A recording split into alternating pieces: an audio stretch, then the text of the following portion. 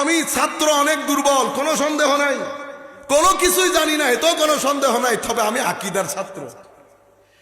কিতাবগুলা না পড়লেও কিতাবের ডাল দেখা হয়েছে, বুঝতে পেরেছেন? অনেক লোকজন, যাই হোক, কথা আরেক দিক দিয়ে চলে যাচ্ছে, আমরা ওখানে ফুল স্টপ দিয়ে দিই। সম্মানিত উপস্থিতি, পৃথিবীর মধ্যে থাকার জন্য দুইটা জিনিস দরকার। একটা খাওয়া দাওয়া দরকার, আর একটা হচ্ছে পরিবেশ দরকার। পরিবেশের মধ্যে যদি আপনার কলুষিত হয়, পরিবেশের মধ্যে কলুষিত হয়ে যায় না, খাওয়া দাওয়ার মধ্যে যদি কলুষ আসে, স্বাভাবিকভাবে আমাদের জীবনযাত্রা, আমরা অসুস্থ হয়ে পড়বো, পৃথিবীতে আমরা বেঁচে থাকতে পারবো না। আমার আল্লাহ কি করলেন? আল্লাহ খাওয়া দাওয়ার ব্যবস্থা করলেন। যা কিছু আমার দরকার বা আমাদের দরকার, যত সৃষ্টি আল্লাহর আছে, সমস্ত সৃষ্টির জন্য আল্লাহ খাওয়া দাওয়ার ব্যবস্থা করেছেন এবং থাকার জন্য একটা সুন্দর পরিবেশ ব্যবস্থা করেছেন।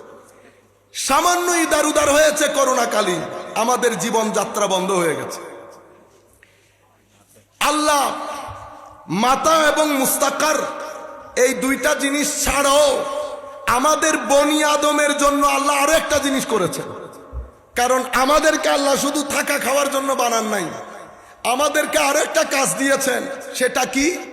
আমরা যেন পৃথিবীতে আল্লাহর দাসত্ব করি, আল্লাহকে চেনার চেষ্টা করি, এবং পৃথিবীতে আমরা আল্লাহর পক্ষ থেকে খেলাফতের দায়িত্ব পালন করি। খেলাফত বলতে, খেলাফত হচ্ছে আমার আল্লাহ যেই দায়িত্ব দিয়ে আমাকে পাঠিয়েছেন, সেই দায়িত্ব পৃথিবীতে পালন করে আল্লাহর মেসেজ কি পৃথিবীবাসীর কাছে পৌঁছিয়ে দেওয়া। এটা আমার দায়িত্ব। আমাকে শুধু ব্যবসা বাণিজ্য, ঘর বাড়ি, ঘরের মধ্যে এখন বায়ে বায়ে যুদ্ধ, বউ বউ যুদ্ধ করতে করতে কি হয় দেখেন আমাদের ঘরগুলো। আমাদের মা বোনরাও শুনছেন। আমি আসলাম, আমার বউ 2 ঘন্টা পর্যন্ত আমাকে ঘরের কথা বুঝালো, আমার ভাই আসলো, ভাইকে ভাইয়ের কথা বুঝালো। এরপরে ঘরের মধ্যে একটা অঘোষিত যুদ্ধ চলে, যেটা রাশিয়া আর আমেরিকার মধ্যে বর্তমানে চলছে। এই যুদ্ধের পিষ্ট হয়ে আমাদের যে একটা আখেরাত আছে, আমাদের যে একটা কবর আছে, আমার যে একজন মালিক আছেন, আমি যে এখানে স্পেশাল একটা দায়িত্ব পালনের জন্য এসেছি, সবাই ভুলে গেছি টেনশনে। সবার মাথার ভিতরে শুধু পরিবার, শুধু এই পৃথিবীর মধ্যে ওই 2-4 জন মানুষ, এগুলা থেকে আমরা বের হতে পারছি না। আমি আমাদের ঘরের বউদেরকে বলবো, মা বোনদেরকে বলবো, আল্লাহর ওয়াস্তে মাথায় রাখবেন, আপনি পৃথিবীতে এসেছেন পরকালের জন্য।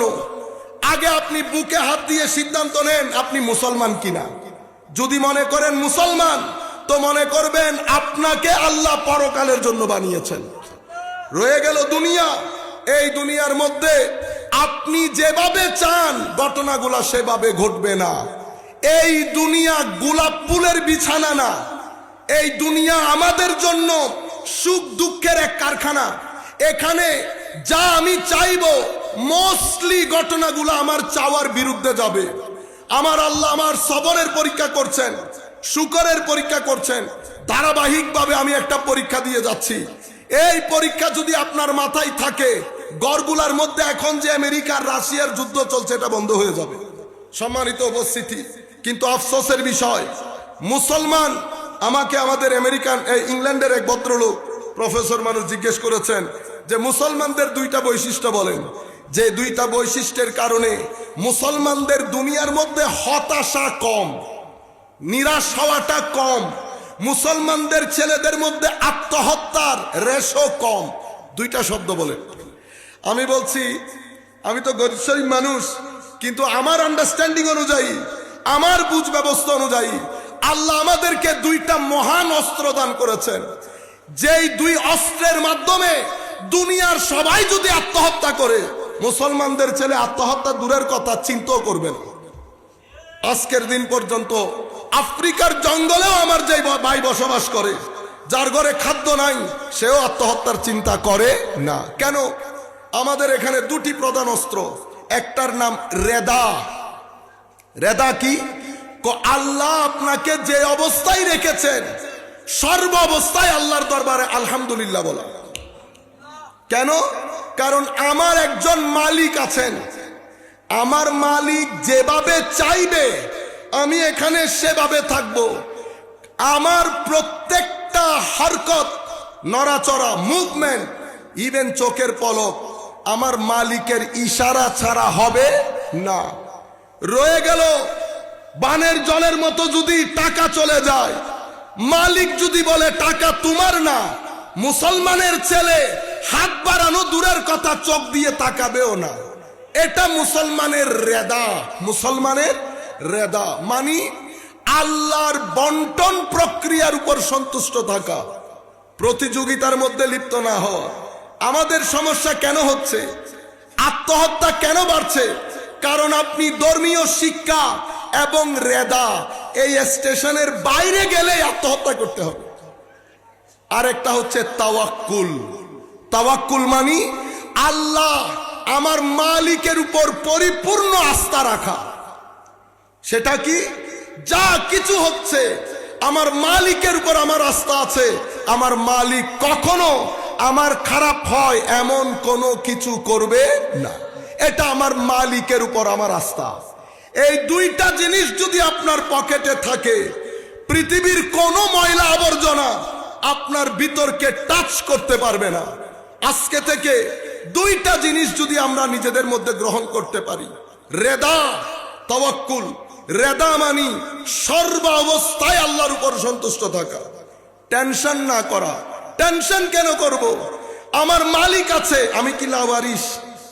আমি লাওয়ারিস না। আমার মালিক এমন মালিক যিনি নিজের পরিচয় দিতে গিয়ে বলেছেন আর রহমান আর রহিম। বাস। আর আমার মালিকের খাজানা অনেক বড়, এখানে কোনো শেষ নাই। সুতরাং মালিক যেহেতু আছে, আর আমার মালিকের চাওয়া ছাড়া আমার জীবনে কোনো ধরনের ব্যত্যয় ঘটবে না, এই আকীদাকে সামনে রেখে আল্লাহর বন্টন ক্রিয়ার উপর, বন্টন প্রক্রিয়ার উপর সন্তুষ্ট থাকা, এটাকে বলে রেদা।